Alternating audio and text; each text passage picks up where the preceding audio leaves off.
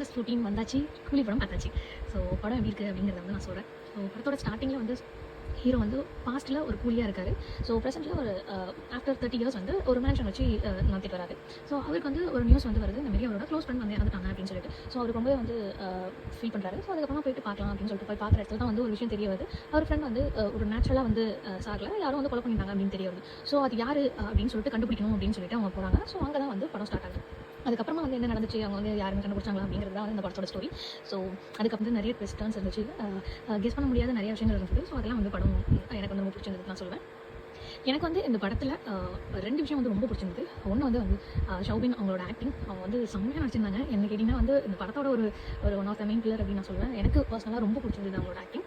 எப்பொழுதுமே எல்லா பற்றியும் ஒரு விஷயத்தை நான் ரொம்ப ரசிப்பேன். அதே மாதிரி இந்த படத்தையும் ரசித்த ஒரு விஷயம் வந்து அனிருத் அவங்களோட மியூசிக். எனக்கு அணி வந்து ரொம்ப ரொம்ப ரொம்ப பிடிக்கும். என்னால் வந்து எவ்வளோ பிடிக்குங்கிறத வந்து வார்த்தைகளால் வந்து சொல்லி சின்னதாக்க முடியாது. ஸோ அந்த அளவுக்கு வந்து ரொம்ப பிடிக்கும். ஸோ அணியோட மியூசிக்கை வந்து நான் ரொம்ப என்ஜாய் பண்ணேன். தேட்டரில் வந்து அணியோட மியூசிக் வந்து கேட்குறப்போ அவ்வளோ வந்து வைபாக இருந்துச்சு, செம்மையாக இருந்தது. எனக்கு ரொம்ப பிடிச்சிருந்தது. ஸோ இந்த படம் எப்படி இருக்குது அப்படின்னு வந்து என்கிட்ட கேட்டிங்கன்னா, நான் ஆனஸ்ட்டாக சொல்லணும் அப்படின்னா, எடுத்த விதமாக இருக்கட்டும், ஆக்டிங்காக இருக்கட்டும், மியூசிக்காக இருக்கட்டும், எல்லாமே வந்து தேட்டரில் போய் பார்த்தா நம்ம வந்து கண்டிப்பாக என்ஜாய் பண்ணுவோம்.